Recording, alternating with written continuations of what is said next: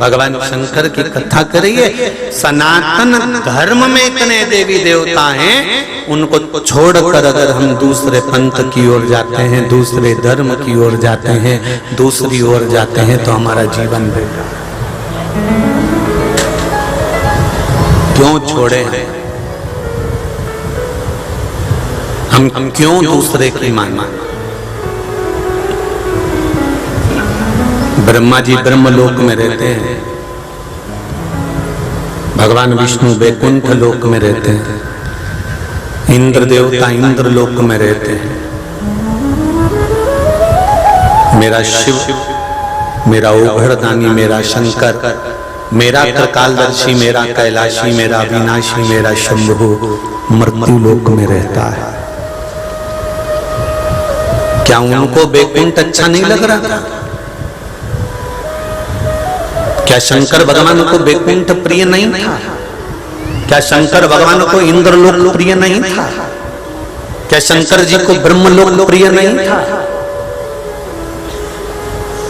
आप में से कई लोग ऐसे होंगे जिनको टूटा झोपड़ा अच्छा लगता होगा, नहीं तो सब शंकर जी से कहते होंगे मेरा भी मकान बना देना भोलेनाथ। तुम शंकर जी से कह रहे हो कि शिव जी मेरा मकान बना देना भोलेनाथ, और शंकर जी ने अपना ही खुद का मकान नहीं बनाया है।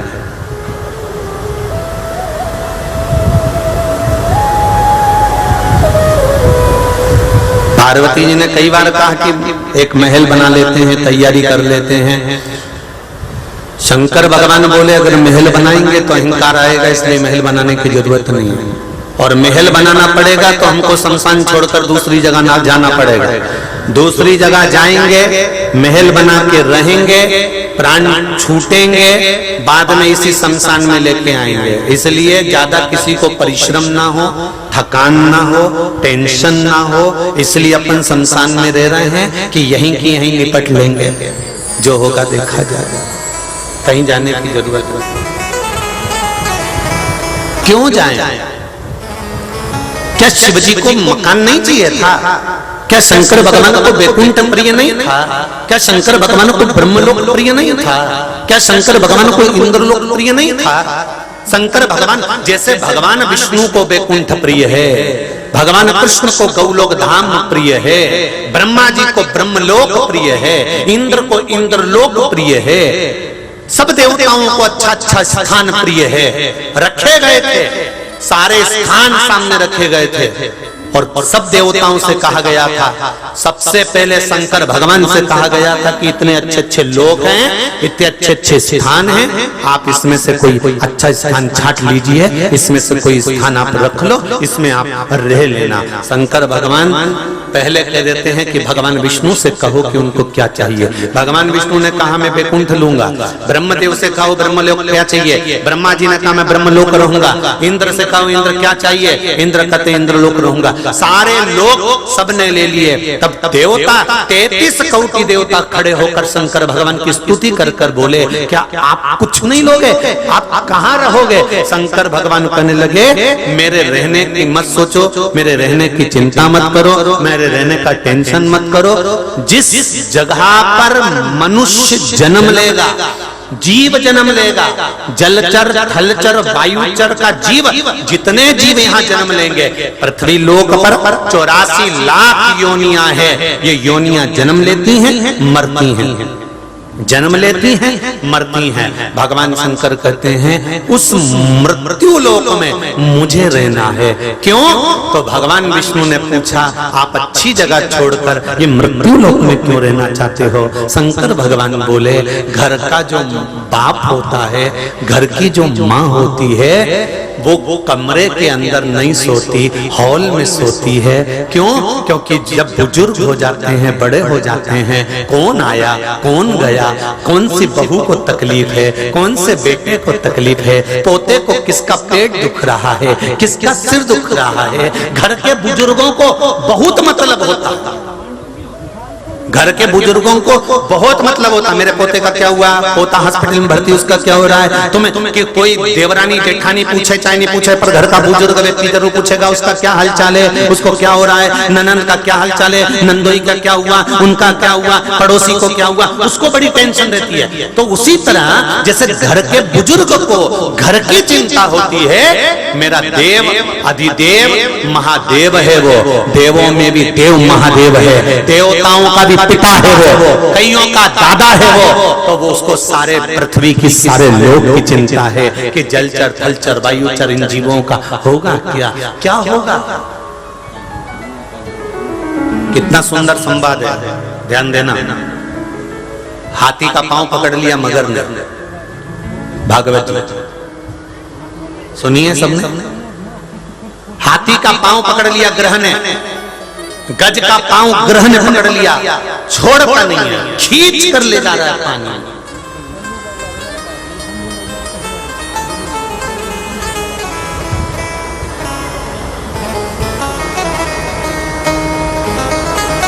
जैसे ही पानी में गया हाथी, पहुंचते से जल के अंदर गया और जाते से अभी तक हाथी ने अपना परिवार पुकारा था, अभी तक हाथी ने अपने रिश्तेदारों को पुकारा था, अभी तक हाथी ने सारे कुटुंब और कबीले वालों को बुलाया था, कोई नहीं आया। अब हाथी जल में जाते से ही भगवान को पुकारने लगा। जब भगवान को पुकारने लगा, भगवान आए मेरे चरण को बचाएं। भगवान जब जाने लगे, बैकुंठ से जब मेरे नारायण जा रहे थे, गरुण पर बैठ कर जा रहे थे, उसी समय कैलाश के पास में से मेरे भगवान जब निकले,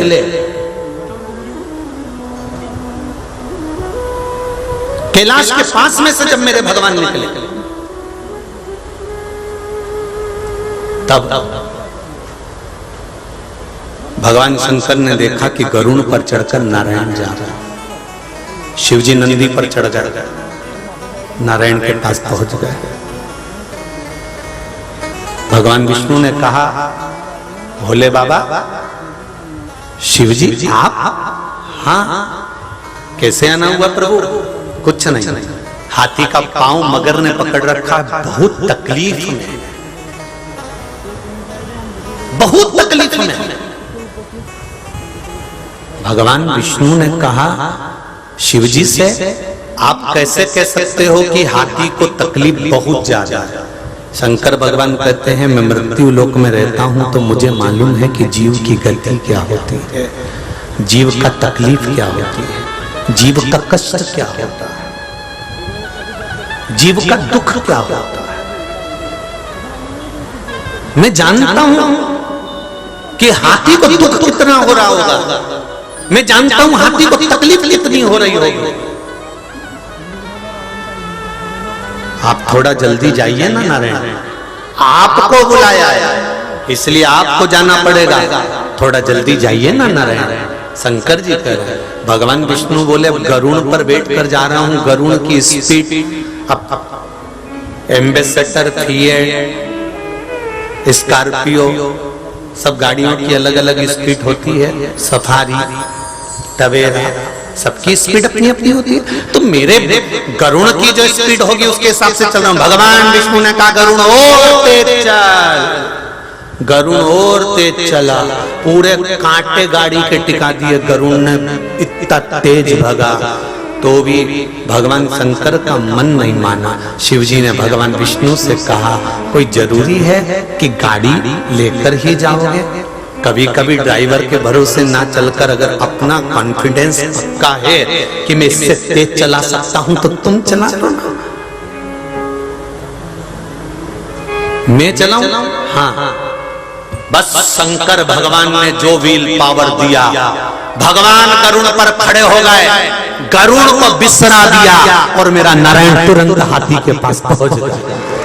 गरुड़ बिसराया और हाथी के पास। इसलिए श्रीमद् भागवत में वर्णन आता है कि गरुड़ को बिसरा दिया, एक गज के लिए, एक हाथी के लिए, और गरुड़ को बिसराकर, गरुड़ को छोड़कर मेरे भगवान विष्णु हाथी के पास पहुंचे। और हाथी के चरणों को छुड़ा लिया।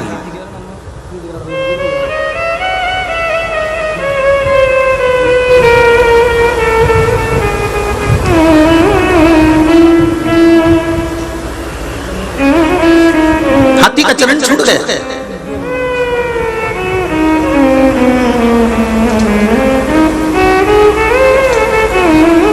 हाथी ने भगवान नारायण को कमल का पुष्प समर्पित कर दिया। भगवान विष्णु वापिस जाने लगे, गरुड़ पर बैठकर गरुड़ जी आ गए, वापिस बिठाया। श्रीमद् भागवत सब सुने हैं ना, अच्छे से चरित्र सुना है ना ये वाला गरुड़ जी का।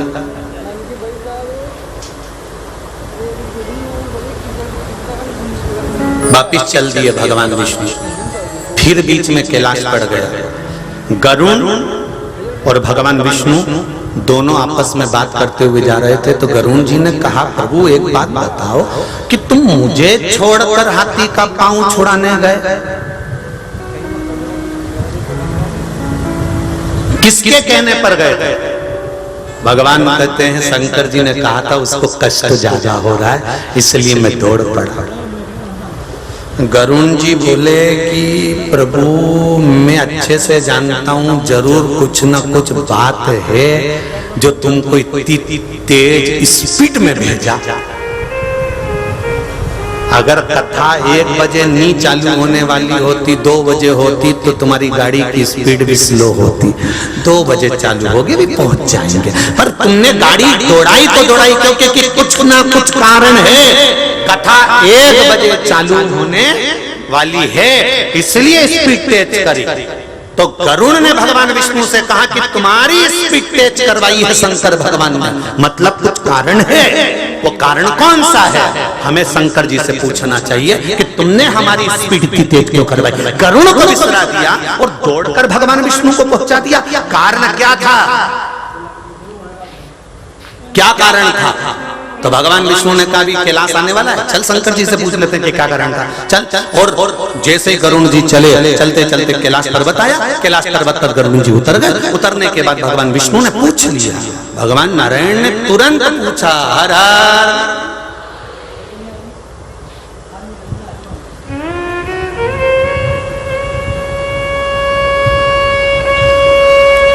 शिव जी मुस्कुरा रहे थे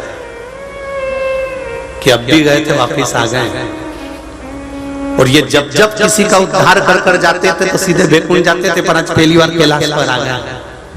श्रीमद् भागवत का बड़ा सुंदर संवाद है गजेंद्र मोक्ष की कथा, आपने कई बार सुनी होगी। हो सकता है शिव महापुराण का थोड़ा सा अंश आपके जीवन में उतर जाए कि मेरे शंकर लीला क्या करते हैं। बस गजेंद्र मोक्ष की कथा से शिव की लीला का गुणगान करना है कि शंकर क्या करते हैं वो देखिए।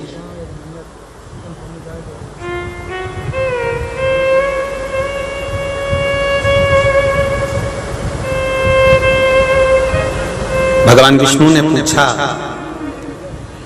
क्या बात है भोले बाबा? प्रभु आपने गरुड़ को छुड़वा दिया और मुझे स्पीड तेज करवाकर हाथी का पांव छुड़ाने के लिए भेज दिया, ऐसा क्या हो गया था? सत्य बताना भोले बाबा, क्या हुआ क्या था? शंकर भगवान कहते हैं, अरे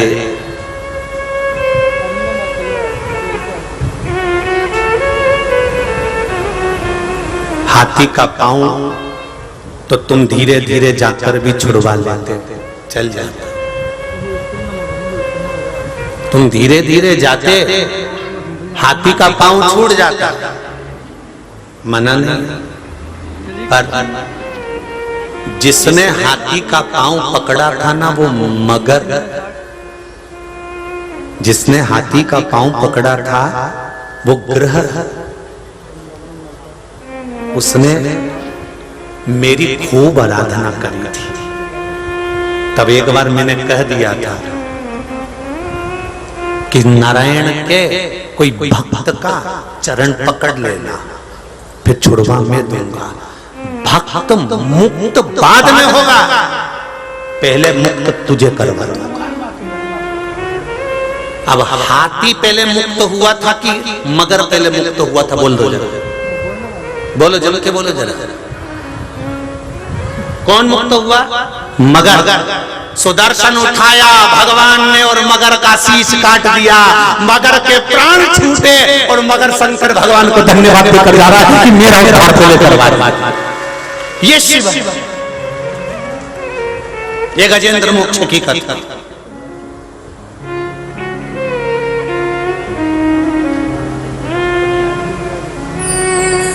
पांव छूटा था हाथी का और उद्धार हुआ मगर।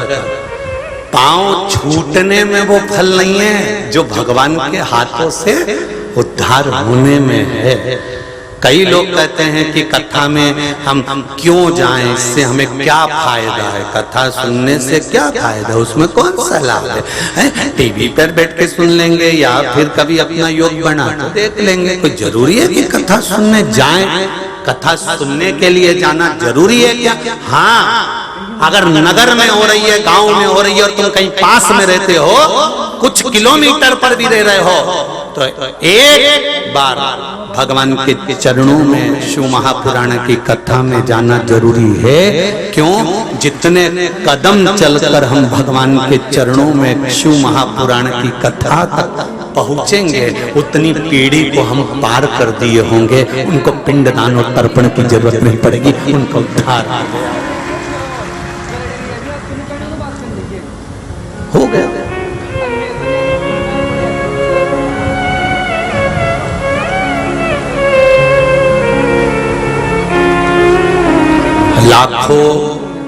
लाखों लोग, लाखों भक्त आप शिव महापुराण की कथा सुनने के लिए आए, लाखों की संख्या में आए।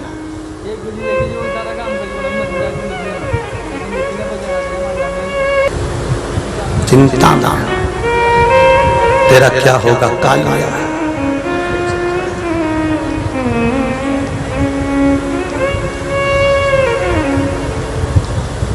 हल्दी की मंडी में हल्दी घाटी है, विचार कर रहे, पर शिव महापुराण की कथा या शंकर का भजन या शिव का नाम जाप या शिव का स्मरण संसार का मनुष्य नहीं कराता। हमने पहले भी कहा, सोमानी जी इस कथा को नहीं करवा रहे हैं, प्रदीप मिश्रा इस कथा को नहीं बाच रहा है और आप इस कथा को नहीं सुन रहे हो। कराने वाला बैद्यनाथ बाबा, बाचने वाला बैद्यनाथ बाबा, सुनने वाला बैद्यनाथ। शंकर भगवान करवा रहे हैं, शंकर भगवान बोल रहे हैं और शंकर भगवान ही सुन रहे हैं। इससे ज्यादा कुछ नहीं। सामर्थ्यता नहीं अपनी कि अपन करा सकते।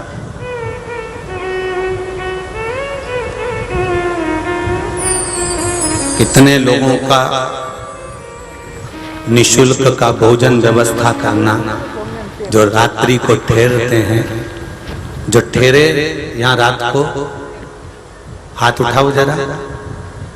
आज बहुत हो रहे, उधर भी हो बहुत सारे, ठीक है, कोई दिक्कत तो नहीं हुई?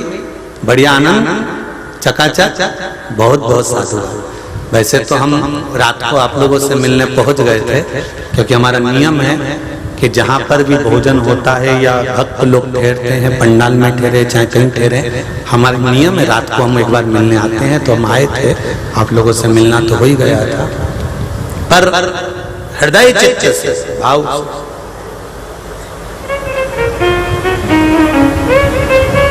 करा शिव रहा भगवान शंकर।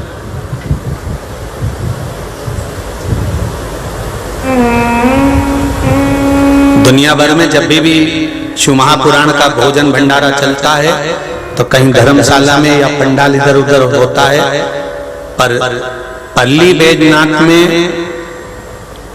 जहां पर आप लोगों के लिए भोजन की व्यवस्था रखी गई थी जजमान परिवार के द्वारा और सब सेवादारों ने मिलकर जो सेवा करी थी, जहां भोजन कराया जा रहा था वो जगह कोई साधारण नहीं थी। देवाधिदेव महादेव का मंदिर था जिसमें आप बैठ कर प्रसाद पा रहे थे। शिव मंदिर, क्या नाम है इस मंदिर का? बेलवाड़ी, बेलवाड़ी का मंदिर।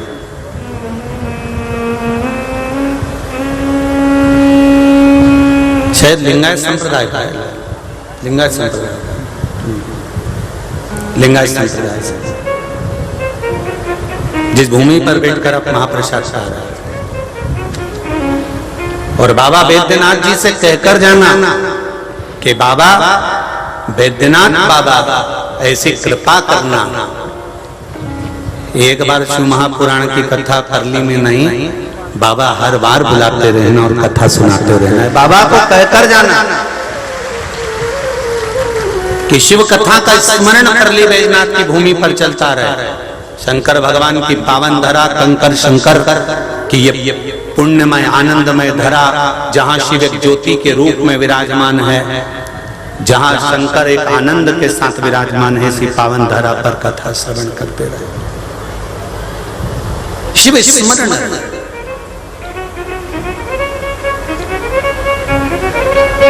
भगवान ने केवल हाथी का उद्धार नहीं करवाया, मेरे शंकर भगवान, मेरे करुणा सागर, मेरे त्रिकालदर्शी, मेरे कैलाशी, मेरे अविनाशी ने उद्धार करवाया तो मगर का पहले कि तू चरण पकड़ लेना भक्त के। मगर का उद्धार पहले इसलिए हुआ क्योंकि उन्होंने भक्त के चरण पकड़ रखे थे, भक्त के चरण पकड़ कर रखे।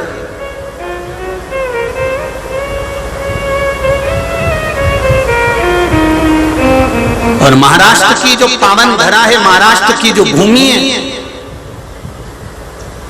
ये भगवान के चरण बाद में पकड़ती है।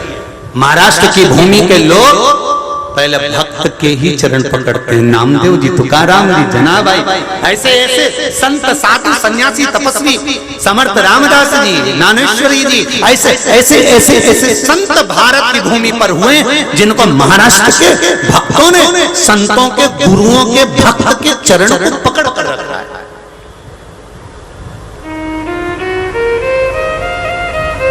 जब संतों के चरण, भक्त के चरण, एक साधारण सा मनुष्य संत साधु गुरुजन भक्त के चरण पकड़ लेता है तो फिर उसका मोक्ष तो निश्चित है, उसकी मुक्ति तो निश्चित है, फिर उसको नहीं सोचो।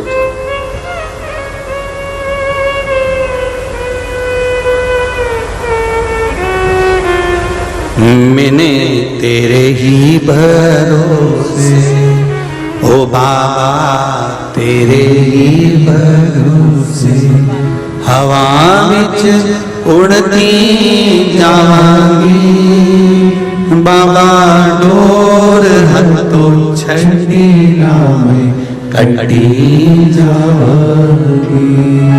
भोले मैं तेरी कदम, शंभो मैं तेरी वतन, हवा विच उड़ती जावांगी। बाबा डोर हथों छड़ी नामे कटी जावांगी। विश्वास, दृढ़ता, भरोसा प्रबल हो तो हाथी का पांव मगर ने पकड़ा और पहला उद्धार मगर का। एक पत्र आया है कि बड़ा सुंदर,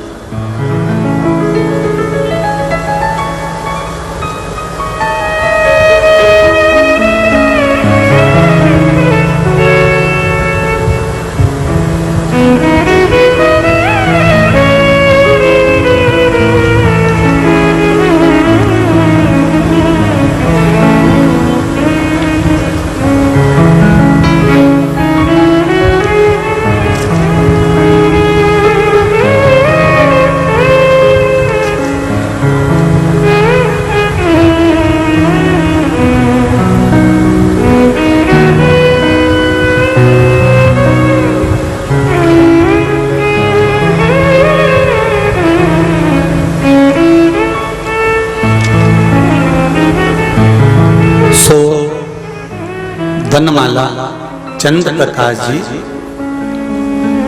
शुक्ता, झारू जिला बीड़ से हैं। कहीं बैठे हो तो हाथ हिलाइएगा, जहां कहीं बैठे हो हाथ हिलाइएगा। सो वनमाला चंद्र प्रकाश जी शुक्ता, झारू जिला बीड़ से हैं। कहीं बैठे हो तो हाथ हिलाइएगा।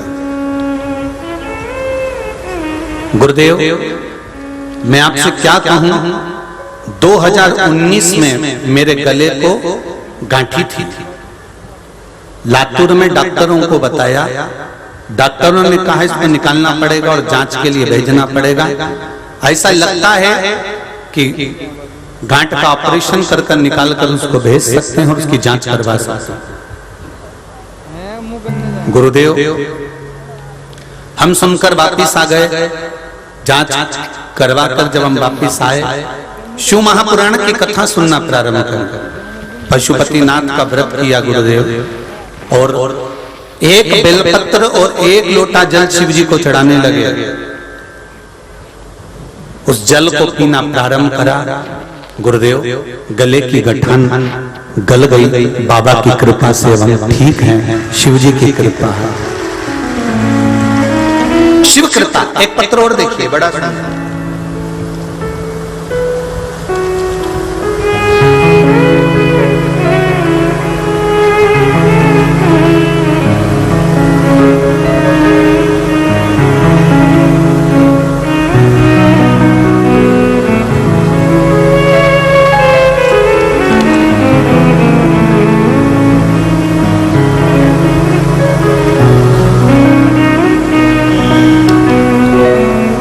सो ममता विश्वेश्वर प्रसाद जी दुबे,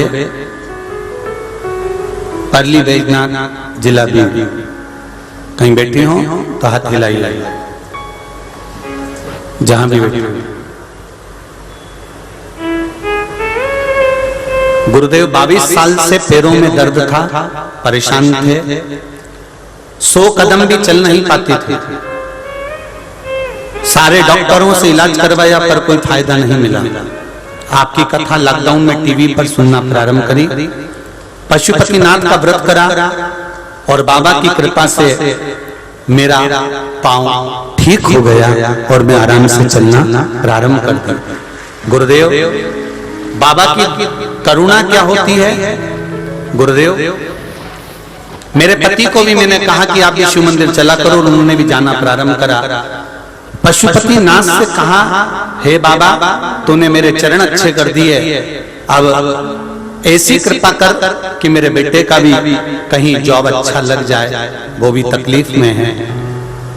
पशुपतिनाथ का व्रत किया और दूसरे ही सोमवार होने पर लड़के को HDFC बैंक में कॉल आया और आज वो परमानेंट की पोस्ट पर HDFC बैंक में लग गया। ये शिव की कृपा। एक पत्र और देखिए।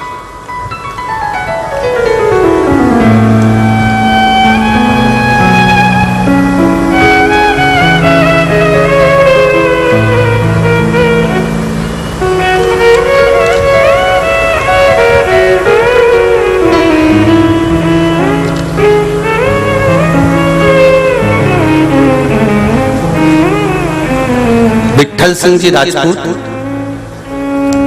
वो जयपुर औरंगाबाद महाराष्ट्र से हैं। कहीं हो तो हाथ हिलाइएगा। आप ही हैं, दोनों हाथ हिला दो एक बार। श्री शिवाय नमस्तोभ्यम। बाबा, मेरी बेटी जो 7 साल की है, जिसकी आवाज निकलना अपने आप बंद हो गई, मुंह से कुछ बोल नहीं पा रही थी। डॉक्टरों का इलाज करवाया, खूब लंबा इलाज चला, पर आवाज लौट कर वापिस नहीं आई। हमने उसको डॉक्टर के पास ले जाकर भी कान, मुख, गला, सब तरह की जांचें करवा दी, पर कोई आराम नहीं था। सारी तरह की औषधि उसको खिला चुके थे, क्योंकि बेटी का जीवन है गुरुदेव, तो कैसे वो मुख से बोल पाए। सारे इलाज, सारी जांचें बड़े से बड़े हॉस्पिटल में करा दी, पर उसकी आवाज वापिस नहीं आई। हम परेशान हो गए। बाबा, मेरी नानी ने कहा, आस्था पर शिव महापुराण की कथा आती है, उसको सुनो। कथा सुनना प्रारंभ करा। एक लोटा जल और एक बेलपत्र का उपाय किया। शंकर भगवान से रोज विनती करी, बाबा इसकी आवाज वापिस दे देना। फिर क्या बताऊं बाबा, जैसे ही मेरी बेटी को हमने जल देना, बेलपत्र खिलाना प्रारंभ करा, लोटा भर के जल चढ़ाना प्रारंभ करा, बेटी को भी लेकर जाते और एक लोटा जल चढ़ाते और शंकर जी से प्रार्थना कर कर मंदिर में ही बेलपत्र खिलाकर पानी पिला देते। आज मेरी बेटी की आवाज वापिस आ गई। उसके लिए मैं बाबा को धन्यवाद देने के लिए आया। श्री शिवाय नमस्तुभ्यम। बैठिए बाबू, बैठिए। श्री शिवाय नमस्ते। शिव ओ घड़ी है, शंकर शिव ओ घड़ी है। बैठो, शिव ओ घड़ी है। शंकर करुणा सागर, उसकी करुणा बिना कुछ नहीं। तेरी कृपा बिना न हिले लेते हैं श्वास, तेरी कृपा से तनु तनु। हे गंगाधार मोती द्वार ओमकार तू, भोले ओमकार तू। आयो शरण तिहारी शंभो कार तू। बखान क्या करूं मैं रातों के ढेर का, चपटी बबूत में खजाना का। भोलेनाथ का स्मरण, भक्ति, भजन जीवन में कहीं ना कहीं सुख देता है। 7 साल की बेटी की अगर आवाज चली गई, बोल नहीं पा रही है, सारे बड़े बड़े शहरों के हॉस्पिटल में दिखा लिया उसने, सारी दवाई औषधि दे दी, पर एक औषधि रह गई थी, वो शंकर का विश्वास। और आपसे भी निवेदन है, दुनिया के हाथ जोड़ना मत। हाथ जोड़ना तो देव अधिदेव महादेव के जोड़ना, दिल से कहना तो उससे कहना, और जब उससे कहोगे तो वो सुनेगा। जो अकड़ कर कहते हैं ना, मेरा समय आने दे, मैं दिखाऊंगा मैं क्या हूं। अभी रुक तो जा, तो मेरा समय आएगा तब मैं बताऊंगा मैं क्या हूं। मेरा समय आने दे, मैं बताऊंगा मैं क्या हूं। और एक दिन ऐसे ही बोलता बोलता छाती में दर्द हो गया, हॉस्पिटल ले गए, डॉक्टर ने कह दिया इनका समय आ गया, इनका समय आ गया।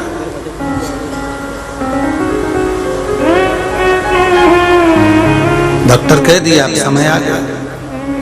पूरी जिंदगी चिल्लाते रहे कि मेरा समय आने दे, मैं बताऊंगा मैं क्या है। अगर बोलता कि भोलेनाथ एक समय ऐसा देना कि मैं तेरा भजन कर सकूं, भोलेनाथ एक समय ऐसा देना कि मेरे भीतर का अहंकार चले जाए, भोलेनाथ एक समय ऐसा देना कि मैं किसी के आगे हाथ जोड़कर किसी से भिक्षा ना मांगू, मैं कभी किसी से कर्ज ना लूं।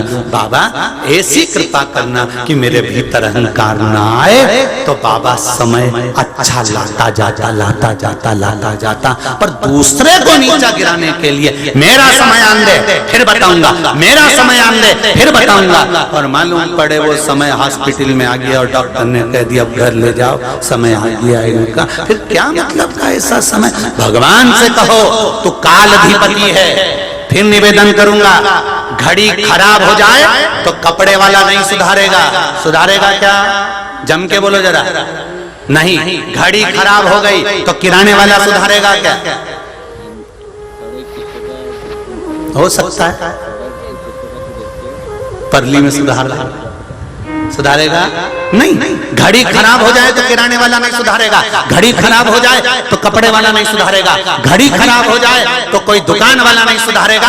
घड़ी खराब हो जाएगी तो घड़ी वाले की दुकान पर जाना पड़ेगा, घड़ी वाले से कहना पड़ेगा भैया मेरी घड़ी खराब हो गई है, चल नहीं रही है, तुम देखो जरा, इस अटक अटक रही है, बहुत तकलीफ में। घड़ी वाले ने घड़ी ली, उसको निकाला, निकाल के कान से लगाया, लगाने के बाद भी देखा कि घड़ी तो चली नहीं रही है। उन्हें घड़ी को सब सब कुछ कर कर देख लिया। फिर उसने कहा भैया देखो ये घड़ी तो ठीक होगी, मैं एक काम करता हूँ इसको कंपनी में भेज देता हूँ, कंपनी का माल है, कंपनी में जाके ठीक हो जाएगी। कंपनी में भेजेगा, कितना दिन लगेगा भैया? तो क्या कम से कम 7 दिन तो लगेंगे, 7 दिन लगेंगे और घड़ी ठीक होकर आ जाएगी। और 7 दिन के लिए कंपनी में भेज दी, कंपनी में भेजी और घड़ी ठीक होकर आ गई। घड़ी कहाँ पर ठीक हुई? किराने की दुकान पर हुई क्या? नहीं। कपड़े की दुकान पर हुई? नहीं। मोबाइल की दुकान पर नहीं, घड़ी की दुकान पर घड़ी ठीक हुई है। उसी तरह शंकर जी का एक नाम महाकाल है। काल का मतलब होता है घड़ी, समय, पल। उसको काल अधिपति कहते हैं। समय किसने बनाया? शिव जी ने। पल किसने बनाया? शंकर भगवान ने। ये महीना, नक्षत्र, पल, घड़ी, समय, ये सब शंकर भगवान ने बनाया। किसी भी पुराण को उठाकर देख लेना, किसी पुराण में तुमको नहीं मिलेगा कि पल किसने बनाया, घड़ी किसने बनाई, नक्षत्र किसने बनाया, तिथि किसने बनाई, बार किसने बनाए, दिन किसने बनाए। सारी पुराण उठाकर देखना, केवल शिव महापुराण में मिलेगा कि समय शिव जी ने बनाया, पल शिव जी ने बनाया, नक्षत्र शिव जी ने बनाया, सब कुछ शंकर भगवान ने बनाया। तो ये पल, समय, घड़ी, काल सब शंकर भगवान ने बनाया है। तो फिर घड़ी सुधरेगी कहाँ? अगर तुम्हारी बेकार घड़ी चल रही है, बेकार समय चल रहा है, समय बेकार हो गया है, तो कहीं मत जाओ, 7 दिन के लिए इस घड़ी को कंपनी में ले आओ।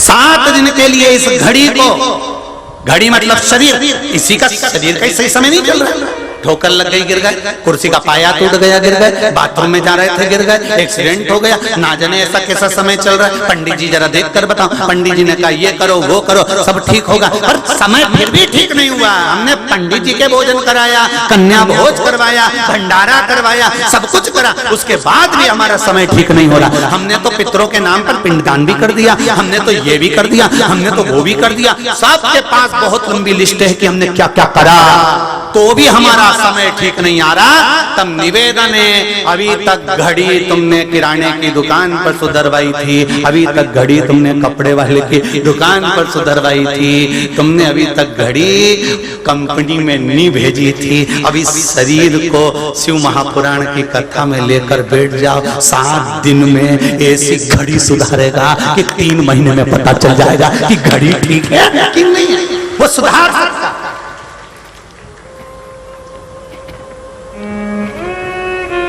घड़ी सुधारने की जवाबदारी उसकी है, समय सुधारने की जवाबदारी उसकी है, पल नक्षत्र सुधारने की जवाबदारी उसकी है। पर उसके लिए थोड़ा धैर्य मानना पड़ेगा, आपको विश्वास करना पड़ेगा कि दुकान वाले को घड़ी दी है तो ये घड़ी निपटाएगा नहीं। कई लोगों को दुकान वाले पे पत्नी कह देती है, घड़ी कहाँ है तुम्हारे हाथ की? दुकान पे देख के आया सही करने के लिए। किसके यहाँ डाली? वही बड़ा दरवाजा के पास में दुकान है ना, उसको। अरे वो तो चोटा है, पूरी की पूरी घड़ी रख लेगा, तुम्हारी पूरी घड़ी के अंदर का पूरा सामान निकाल कर रख लेगा। कहाँ तुमने घड़ी डाली? अपना वो रिश्तेदार है ना, हमारी बुआ का लड़का, उसके यहाँ डालते तो घड़ी सही कर देता। तो इतने में उसने बोल दिया, तेरी बुआ के लड़के के यहाँ तो 4 बार डाली फिर भी सही नहीं हुई, अब की बार दुकान चेंज कर दी। बहुत देख लिया कि अपना समय नहीं बदल दिया, सब कुछ करके देख लिया, समय नहीं बदल रहा, तब आखिरी में फिर दुकान चेंज कर दी। और ऐसी दुकान चेंज हुई कि जब टीवी का चैनल खोलो तब शिव पुराण पढ़ने को मिलती। जो पंडित मिलेगा वो यही देखेगा। दुकान सबने चेंज कर दी, अच्छी अच्छी दुकानें चेंज हो गई दादा, जिसे देखो वो शिव पुराण चेंज। उन्होंने कहा बदलो घड़ी, दुकान पर घड़ी सही हो सकती, कंपनी चेंज कर।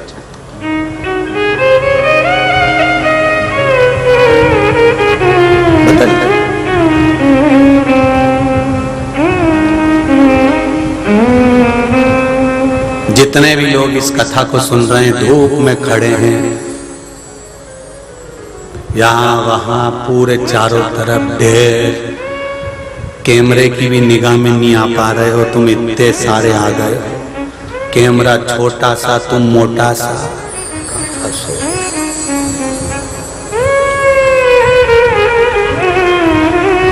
पर चिंता मत करना, कोई बात नहीं।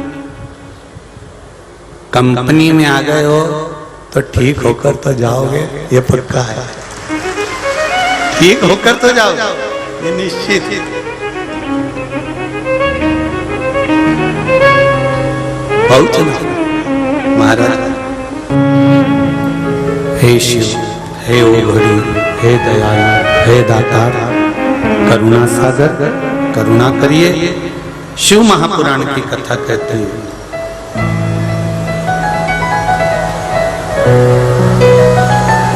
दिया दीप सोने का है कि मिट्टी का है, उसका कोई फर्क नहीं पड़ता। दीपक सोने का है कि मिट्टी का है, उसका कोई फर्क नहीं पड़ता।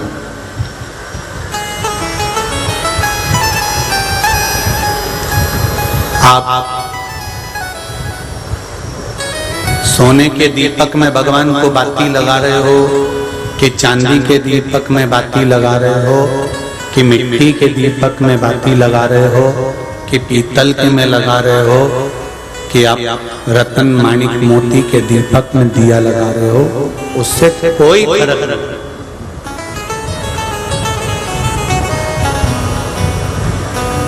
फर्क ये पड़ता है कि दीपक में जो बाती लगाई गई उससे प्रकाश कितना।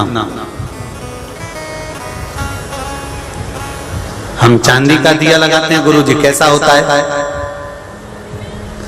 हम पीतल का दिया लगाते हैं गुरुजी, कैसा होता है? हम इस मिट्टी का दिया लगाते हैं। दिए से मूलता नहीं है, मूलता जो घी भरा है, जो बाती लगाई है, वो बाती का प्रकाश कैसा हो।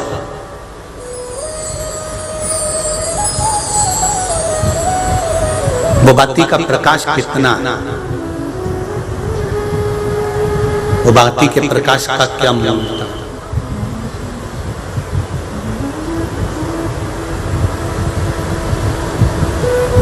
हमारा इतना बड़ा परिवार है गुरुजी। अब देखिए सोने का दीपक, सोने का दीपक देखिए, हमारा इतना बड़ा परिवार है गुरुजी।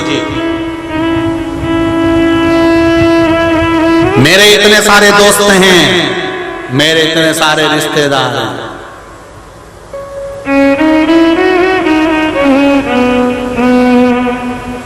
ठीक है, ये सब सोने के दीपक है। प्रकाश किसका कर रहे हैं? जब आपका दुख का समय आया, जब आपका घड़ी पल बेकार आया, समय बेकार आया, तो आपके रिश्तेदारों ने, आपके कुटुंब ने आपको 2-2, 5-5 लाख रुपए लाके दिए क्या? बोलो तो जरा जम के। किसी रिश्तेदार ने आकर कहा, नहीं साहब हम तुम्हारे को पूरी दुकान डलवा देते हैं, तुम 1 रुपया वापिस मत करना, तुम्हारी दुकान में माल भी हम भरेंगे, जमीन भी हमारी, जगह भी हमारी, माल भी हमारा। क्या रिश्तेदारों के पास में धन नहीं था क्या? खूब संपदा नहीं थी क्या? खूब थी।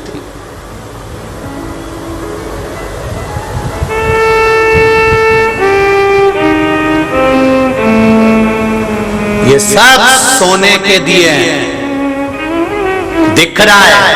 हमने भगवान के सामने सोने का दिया लगाया। मेरा तो इतना बड़ा परिवार, मेरा इतना बड़ा कुटुंब, मेरा इतना बड़ा कबीला,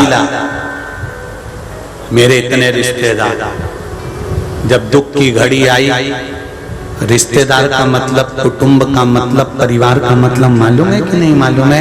एक को दुख आया तो 5-6 जितने भाई हैं, उन्होंने अपने पास का धन निकालकर इसको पूर कर, इसको अपने लेवल में लाकर खड़ा कर दिया। तो समझो कि रिश्तेदार है, तो समझो कि कुटुंब वाला। बल्कि और दुनिया के लोग आने देने लगे, संभाल के नहीं चल रहा था, खूब उजाड़ रहा था, बर्बाद तो होना ही था, होना। हो गए।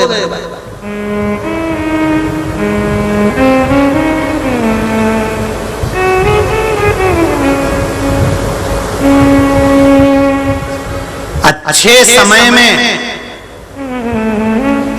ढोल बजवाने वाले, बैंड बाजे बजवाने वाले, नगाड़े बजवाने वाले कम मिलेंगे, पर बुरे समय में डीजे बजवाने वाले ढेर मिलेंगे। उनका एक ही काम रहेगा, डीजे जैसा काम करेंगे। जब भी शादी में जाएंगे तो अपने समाज वाले की, परिवार वाले की, कुटुंब वाले की कोई की बुराई करके डीजे जैसी बुराई करेंगे। तो पहले बोल रहे थे अब डीजे बज रहा और सब सुन रहा है, और उन्होंने सुना, उसने जाके दूसरी जगह कहा, दूसरे ने तीसरी जगह कहा। शास्त्र कहता है समाज, परिवार, कुटुंब, कबीला वक्त पड़ने पर, समय आने पर, हमारे सनातनी धर्म को भी समय आने पर एक हो जाना चाहिए। फिर देखे काका डीजे बजा सकता, पर नहीं, एक अगर आगे बढ़ रहा है तो दूसरा उसका पांव खींचकर पीछे कर रहा है। तो इससे तो वो मेंढक का चरित्र अच्छा। एक मेंढक की बहुत चलती थी पूरे मेंढकों में, खूब, और उन्हीं मेंढक में एक मेंढक ऐसा था वो किसी की नहीं सुनता था, क्योंकि बेचारा सुन भी नहीं सकता, बहरा था, तो मेंढक को सुना ही नहीं देता था। अब एक मेंढक एक पेड़ के ऊपर चढ़ रहा, बार बार चढ़ रहा, फिर वो गिर रहा, फिर चढ़ रहा, फिर गिर रहा, फिर चढ़ रहा, फिर गिर रहा। जब मेंढक बार बार चढ़े फिर गिर जाए तो इसने सबसे कह दिया, पूरे परिवार वालों से, पूरे समाज वालों से, पूरे गांव के लोगों से, कि सुन लो रे मेंढक कौन, अब इसके ऊपर नहीं चढ़ सकते, तुम चढ़ के देख लो। सारे मेंढकों ने चढ़ के देखा, नीचे गिर गए, कोई नहीं चढ़ पाया। अब वो बेहरा जो मेंढक था ना, वो इनको चढ़ता हुआ देखता, गिर जाता तो खुश होता। अब बेहरा बेचारा करेगा, उसको सुनाई तो दे ही नहीं पड़ा। सारे मेंढकों ने विचार कर लिया कि इस पेड़ के ऊपर कोई नहीं चढ़ सकता। जब एक निर्णय हो गया कि कोई नहीं चढ़ेगा, मतलब कोई चढ़ नहीं सकता, तो नहीं चढ़ेगा, कोई भी मेहनत करना फालतू की बात है। किसी ने मेहनत नहीं करी, कोई नहीं चढ़ा। एक दिन बेहरा मेंढक चढ़ गया, एक दिन बेहरा मेंढक, और बहरा मेंढक एक दिन धीरे धीरे धीरे धीरे धीरे धीरे, वो जो बहरा मेंढक था वो धीरे धीरे, अब बहरा मेंढक जब चढ़ा तो पहले गिरा, फिर चढ़ा, फिर गिरा, फिर चढ़ा, फिर गिरा, फिर चढ़ा, और जब आखिरी में बहरा मेंढक ऊपर पेड़ पे चढ़ गया तो पूरे मेंढकों ने विचार करा कि गजब काम कर गया, ये ऊपर कैसे चढ़ गया। तो उसने पूछा कि तू ऊपर कैसे चढ़ा, तो उसने कह दिया कि मुझे किसी की आवाज सुनाई नहीं दी, लोग कह रहे थे गिर जाएगा, गिर जाएगा, मत चढ़, मत चढ़, मत चढ़। ये आवाज जिसको सुनाई देती है वो कभी मंजिल तक नहीं चढ़ पाता, चढ़ता वही है जो सुनता ही नहीं है और चढ़ जाता। सुनाई नहीं, चढ़ गया, उसको कोई शिव कथा यही है।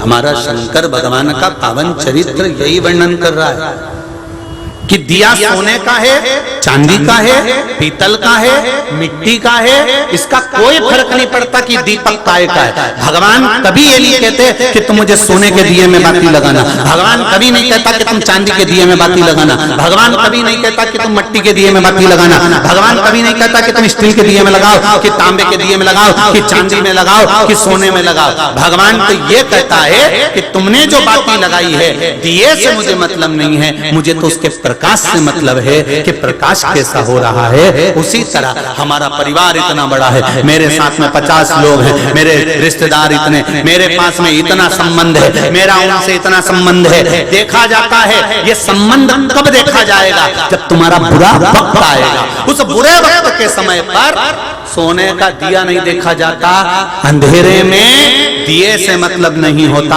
अंधेरे में प्रकाश से मतलब होता है। उसी तरह शिव महापुराण की कथा कहती है बुरे समय में मित्र परिवार कुटुंब कबीला कैसा है, ये बुरे वक्त में अंधेरे में मालूम पड़ता है कि प्रकाश कितना है। सोना और चांदी से दीप का महत्व है। सोने चांदी से दीप की महत्वता नहीं,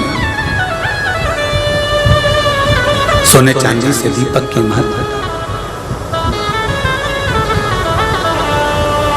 तेरा ही दिया मैंने खाया पिया है, तेरा शुक्रिया, तेरा शुक्रिया, मुझे भोले बाबा ने बहुत दे दिया है, तेरा शुक्रिया, तेरा शुक्रिया है। दिए से कोई मतलब नहीं होना चाहिए। समाज में, परिवार में, कुटुंब में, अपने गांवों में, अपने नगर में, अपने खेड़े में, अपने क्षेत्र में हमें ये नहीं देखना कि कौन बुरा कौन अच्छा, हमें तो ये देखकर चलना चाहिए कि कौन भगवान की भक्ति में लगा है, कौन सनातन धर्म के उत्थान में लगा हुआ है, कौन भगवान की अविरल भक्ति का आनंद कर रहा है। हमें उससे मतलब नहीं है कौन क्या है, हमें मतलब है हमारा सनातन धर्म कैसे अग्रण्य हो।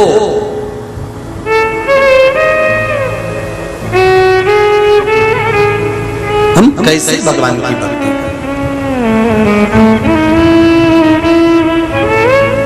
मंथन के समय पर, जिस समय पर देवता और राक्षसों ने मिलकर मंथन किया, शेषनाग की नेति बनाकर सुमेरु पर्वत का रई बनाकर जब मंथन करना प्रारंभ करा, उस मंथन में सबसे पहले निकला था विष। विष के पहले भी निकली थी गौ माता, विष दूसरे नंबर पर, पहले निकली है गाय, और एक गाय नहीं निकली थी, 5 गाय निकली थी। कितनी गाय निकली हैं? 5। नंदा, सुभद्रा, सुरभि, सुशीला और बबूला, ये 5 गाय निकली जिनको कामधेनु कहा गया। 5 गौ माता विष निकलने के पहले प्रकट हो गई। कारण क्या है? जब विष निकलना ही था तो गाय को प्रकट करने की क्या जरूरत थी? मंथन में, समुद्र मंथन में गौ माता को प्रकट करने की जरूरत क्या थी? क्योंकि भगवान को मालूम है कि विष निकलेगा, जो पिएगा उसका कंठ जलेगा। कंठ की जलन को अगर कोई रोक सकता है तो गौ माता का दूध रोक सकता है, गाय का दूध। कभी शिव मंदिर में आप भगवान की आराधना करने के लिए जाएं तो जाकर निवेदन करें, जो दूध आप खरीदते हो चढ़ाने के लिए, भले एक बूंद दूध मिले पर गौ माता का मिले, देसी गाय का दूध मिले। एक बूंद भी दूध अगर शंकर पर देसी गाय का चढ़ा दिया तो हजारों महामृत्युंजय मंत्र के बराबर पुण्य प्राप्त हो जाए।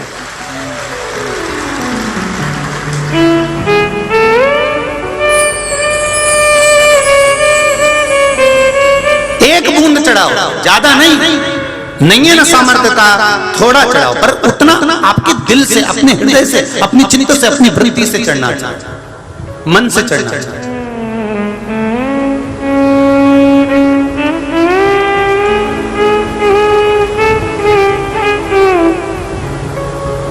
एक बूंद चढ़े।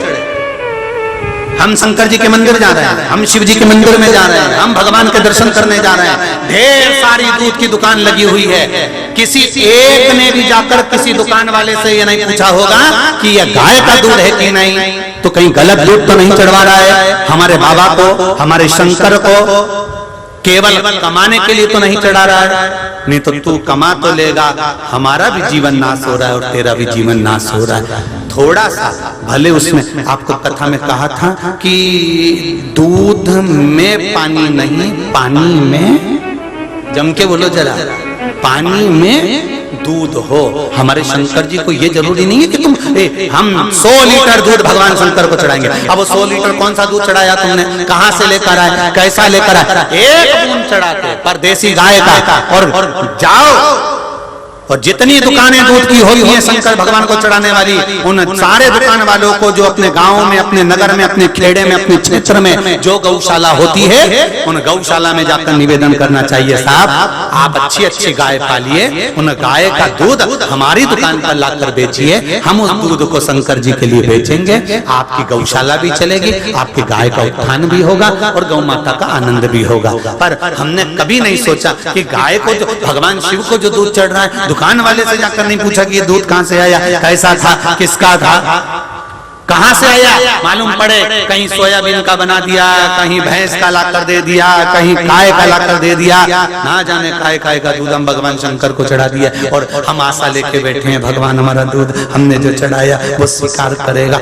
अपने बच्चे को एक जरा सी दवाई भी देती है ना तो पहले पति के प्राण खा जाती है। तुम डॉक्टर को फोन तो लगाओ, एक बार पूछो तो सही, एक बार पूछो तो अपन जो दवाई दे रहे हैं वो सही है कि नहीं, जरा पूछो तो। डॉक्टर ने दवाई लिखी, उसके बाद भी मेडिकल वाले को बताई, मेडिकल वाले से दवाई लेकर आया, फिर वापिस डॉक्टर को दिखाई, देखो डॉक्टर साहब दवाई यही है क्या, तुमने जो लिखी वही दवाई है क्या, हाँ साहब यही दवाई है। डॉक्टर ने कह दिया नहीं साहब ये दवाई नहीं है, तो तुमने वापिस कर दी। हमें तो वही दवाई चाहिए जो डॉक्टर ने लिखी है। क्यों? क्योंकि हम उस कंपनी की खाएंगे, उस डॉक्टर की दी हुई खाएंगे तो हमारा रोग जल्दी मिट जाएगा। उसी तरह हम शंकर को एक बूंद भी अगर गाय का दूध चढ़ाएंगे तो हमारा दुख कट जाएगा। ये निश्चित है, ये निश्चितता। हमारा समर्पण हम कहां देते हैं? इतना नकली का युग आ गया, इतना नकली का युग आ गया कि घर में खाने का घी अलग आता है और हवन में डालने का घी अलग आता है। उस पर लिखा रहता है पूजन पाठ का घी, और उस पूजन पाठ के घी को एक रोटी में लगाकर खा तो लेना, 4 दिन तक उल्टी करते रहोगे और विचार कर रहे हो मैंने हवन करवाया था, पंडित जी आए थे, यज्ञ अच्छा हुआ था, हवन बहुत अच्छा हुआ था, इसका फल 4 गुना अच्छा मिलेगा। मालूम पड़े और डाउन हो गए, अब होना था नीचे। अब पंडित जी के प्राण खा रहे, तुमने तो करवाया था, तुमने तो बताया था, तुमने तो कहा था, दिल से करते तो मिलता। एक पत्र आया, इस पत्र में कहा, एक माँ ने देखी उस पत्र,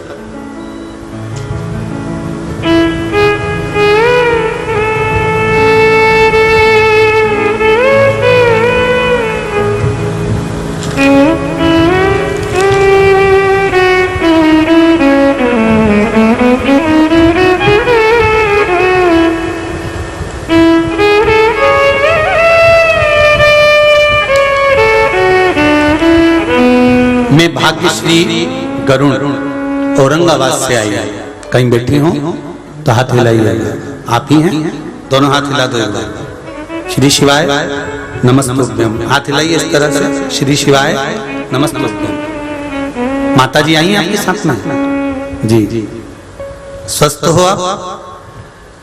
गुरुदेव मेरी माँ को माड़ी में गांठ हो गई थी, उसे डॉक्टर ने निकाल दिया था, निकालने के बाद गड्ढा हो गया और उसी के बाजू में एक गांठ और हो गई,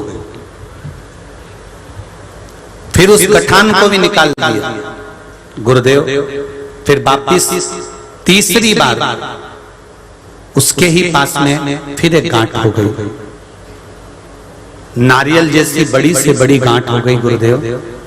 हमने सोचा डॉक्टर से बार बार गठान निकलवा रहे हैं, अम्मा की तबीयत भी, माता भी उम्र वाली हैं, उनके स्वास्थ्य खराब हो रहा है। डॉक्टर को दिखाया तो उन्होंने कहा फिर वापस ऑपरेशन करना पड़ेगा, लाखों का खर्चा पहले कर चुके थे, फिर एक ऑपरेशन का बोल दिया। फिर हमने टीवी पर पशुपति व्रत को सुना और पशुपति व्रत किया। एक लोटा जल, एक बेलपत्र का प्रयोग करना प्रारंभ करा। गुरुदेव बाबा की कृपा से गांठ कहाँ चली गई मालूम ही नहीं पड़ पाया। मेरे साथ में मेरी माता भी आई हैं जो ठीक होकर यहाँ आई हैं। साथ में हाथ हिलाइएगा। हर हर महादेव। विराजी श्री शिवाय नमस्ते। शिव आराधना ही बोलना है। देव जरा माइक जल्दी जल्दी।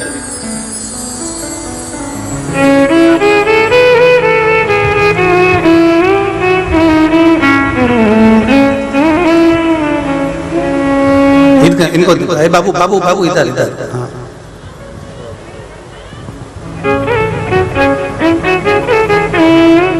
हाँ बाबू। श्री शिवाय। श्री क्षेत्र परली वैजनाथ में देवभूमि में गुरुदेव को कोटि कोटि प्रणाम। गुरुदेव मेरा दिसंबर 2006 में बाईपास हुआ। 21 साल के बाद मैंने पूना में एंजियोग्राफी किया। पूना का डॉक्टर बोला आपको पुनः बाईपास करना पड़ेगा। मैंने 4 महीने से बेलपत्री चढ़ाया, अक्षत चढ़ाया। तो मैं बाद में हैदराबाद में एंजियोग्राफी किया तो हैदराबाद का डॉक्टर बोला आपको कोई भी बाईपास करना नहीं पड़ेगा, एक गोली चालू करो। यही शिव की कृपा है। क्या नाम है? मैं 11 पत्र बेलपत्र भगवान को चढ़ाता हूँ, दही चढ़ाता हूँ। मेरी 10 लाख उधारी थी, 8 लाख उधारी वसूल हो गई। सभी को मेरा निवेदन है, आरती तक रुके ना। सभी से मेरा निवेदन है, 7 दिन से आप कथा सुन रहे हो, गुरुदेव को क्या दिए? एक बार दोनों हाथ उठा के गुरुदेव को धन्यवाद थैंक यू बोलो। श्री शिवाय नमस्ते। कोटि कोटि थैंक यू गुरुदेव। आपने बेलपत्री का प्रयोग करा और बाबा ने एक माता जी को जल्दी से माइक पहुंचाओ, जल्दी पहुंचाओ। बोलना सबको है पर इतना समय नहीं है, जल्दी जल्दी करिए। श्री शिवाय नमस्ते। बाबू एक मिनट देव इधर जल्दी से।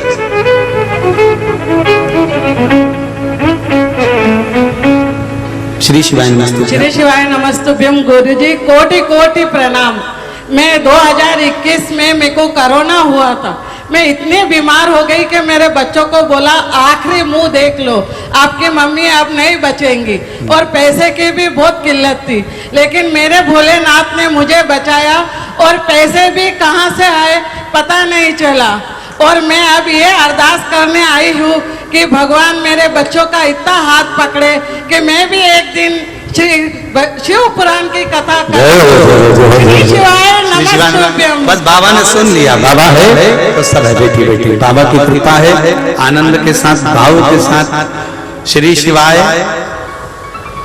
बहुत सारे लोग बोलने वाले बाबू, चल पहुंचाओ एक माइक जल्दी पहुंचाओ, भैया के पास भेजो जल्दी जल्दी। एक दूसरे को ट्रांसफर करते जाओ माइक माइक। हाँ पहुंचाइए जल्दी जल्दी जल्दी दो। शंभो शरणी मांगू घड़ी दुख दया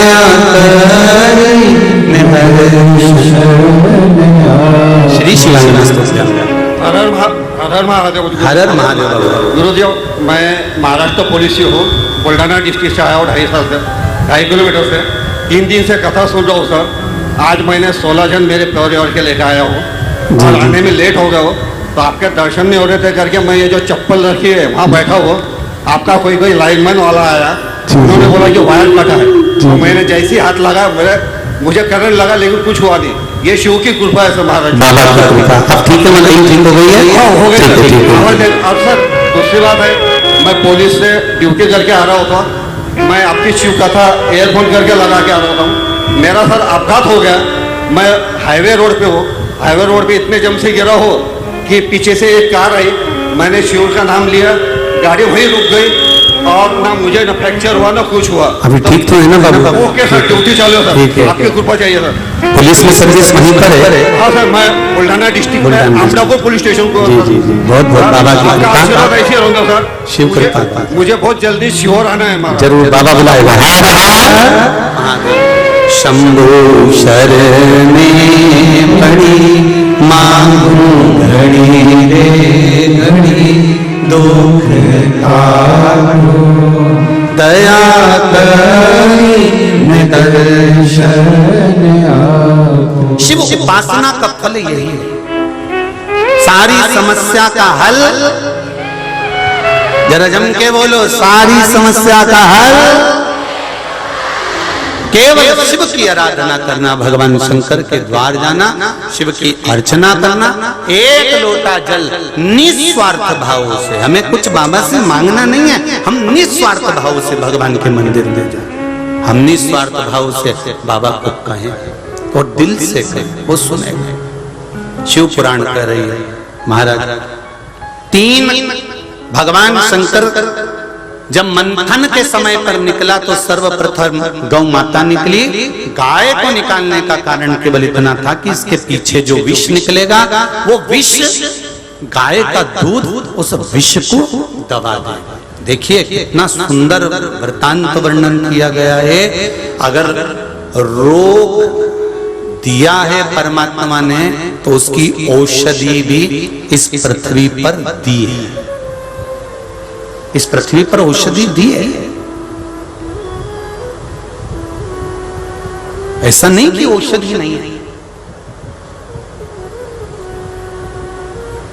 शंकर भगवान पर अगर आप जल चढ़ा रहे हैं, शिव जी पर आप बेलपत्र चढ़ा रहे हैं,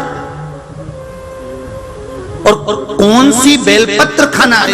आपके यहाँ थोड़ा सा महाराष्ट्र में हमने देखने को मिला कि 6 पत्ते की 7 पत्ते की बेलपत्र बहुत सारी मिल जाती है, 8 पत्ते की बेलपत्र बहुत सारी मिल जाती है। पर हमारा निवेदन है 3 पत्ते के वृक्ष के अंदर जो बेलपत्र लगे, 4 पत्ती की, 5 पत्ती की, 7 पत्ती की, हमने कथा में कहा है वो मूल है, उसकी मूलता है महाराज। हम उसकी मूलता को हम जाने। और एक बात का और स्मरण रहे, खाने के लिए जो बेलपत्र हम जी भगवान, हम जो बेलपत्र खाते हैं भगवान शंकर पर चढ़ी हुई, वो 3 की बनी हुई एक बेलपत्र वाली नहीं खाना।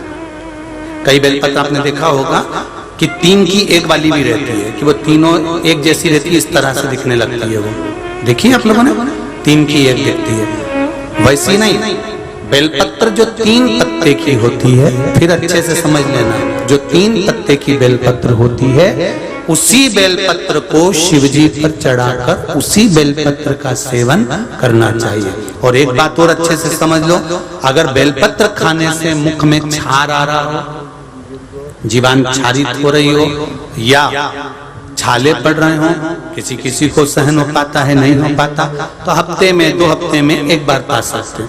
वो भी हो तो बेलपत्र को सुखाकर या बेलपत्र की गोली बनाकर पानी से निगल भी सकते हैं, पर उसका जो प्रयोग है, उसका जो आनंद है, वो आनंद ही देगा, उसका फल मिलेगा। शिव पुराण कह रही है, भगवान शंकर का चरित्र कह रहा है, मंथन में सबसे पहले निकली गौ माता, 5 गाय निकलने के बाद इन्हीं गाय को कामधेनु कहा गया है। शंकर भगवान को 1 बूंद दूध चढ़ाओ, पर गौ माता का देसी गाय का दूध चढ़ाइए, उसका फल आपको जो मिलेगा वो एक आनंद कर जाए।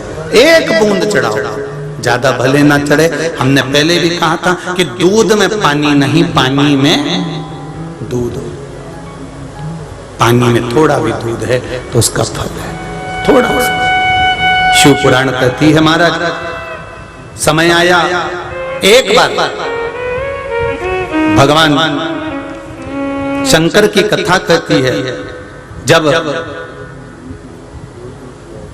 बाबा देवादिदेव महादेव आनंद के साथ विराजमान थे, तब माता पार्वती जी भगवान शिव जी के पास में बैठी थी, और पार्वती जी ने भगवान शंकर से एक प्रश्न कर दिया। बाबा शिव जी से कहते हैं, बोले, हे स्वामी, हे प्रभु, सारे देवताओं ने अमृत का पान किया, सारे देवताओं ने अमृत पिया, और अमृत पीने के बाद में विष आपके पास ला कर दिया, आपके पास पहुंचाया, ये विष आपके पास आया।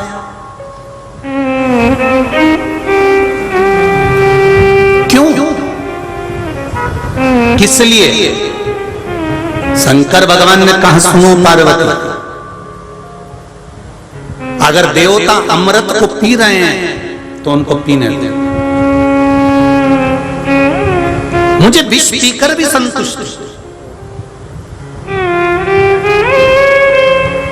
दुनिया का परम धन है संतोष।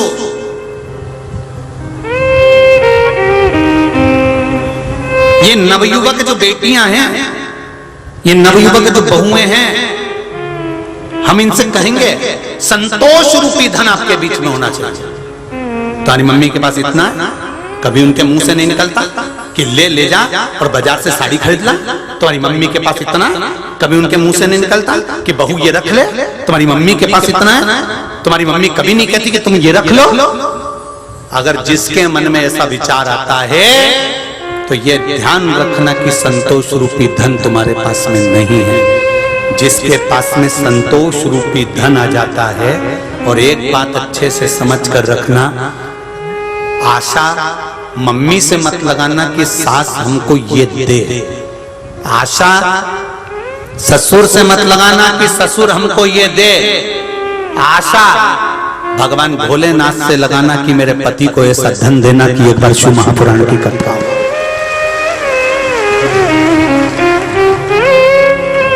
हम आशा ही गलत लगा।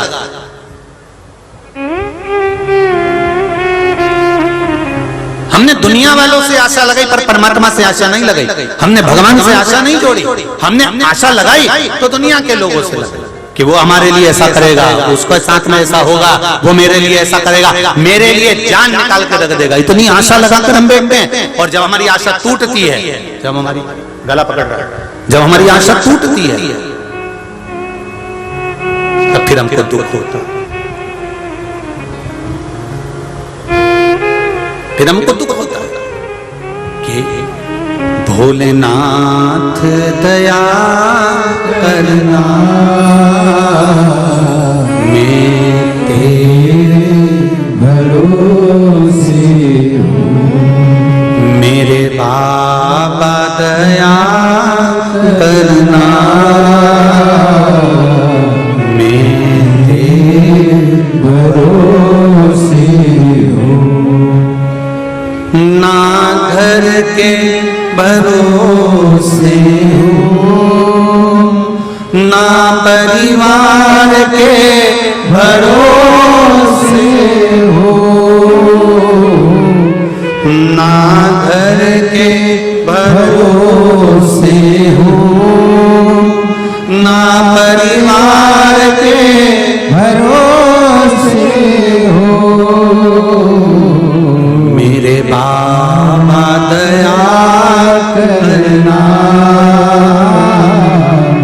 मैं तेरे भरोसे हूँ, मेरे भोले दया करना,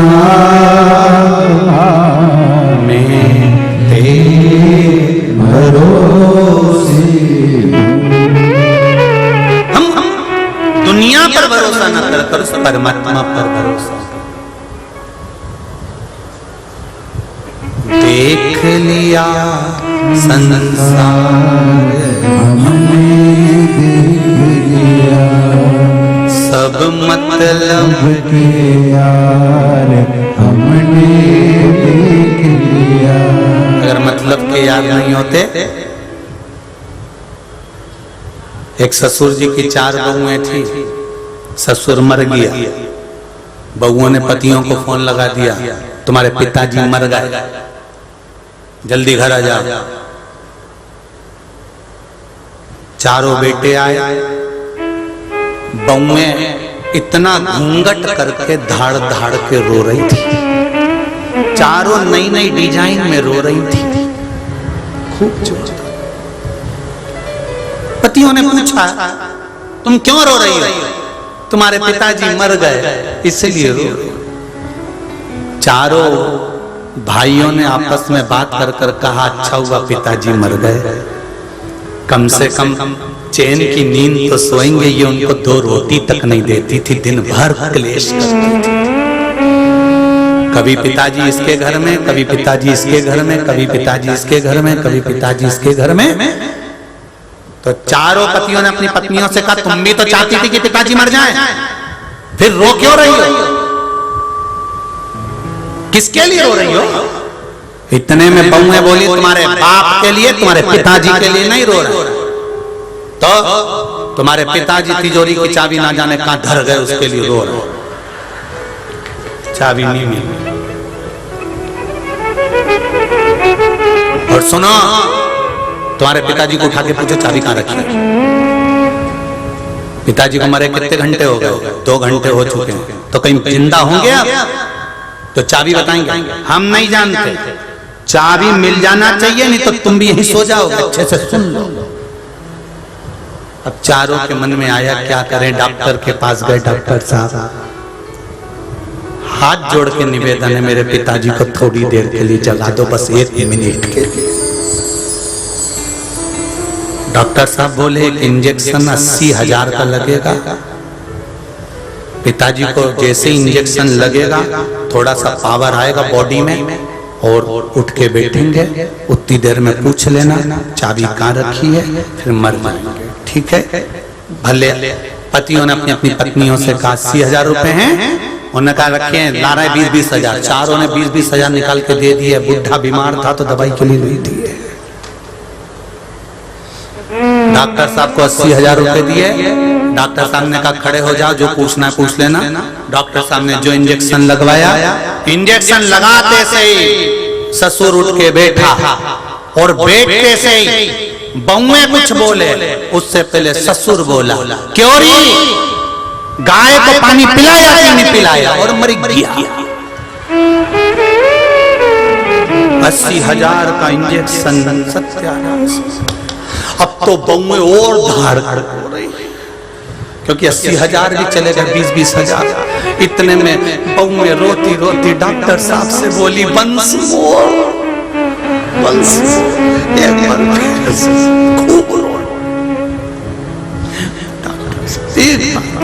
डॉक्टर साहब बोले लाओ 80,000 और लाओ, पर गारंटी नहीं है। ससुर अभी तो गाय को पानी पी के मरा, अब तुम फिर खुद कह देगा कि पाड़ा के पानी पिलाएगा। तो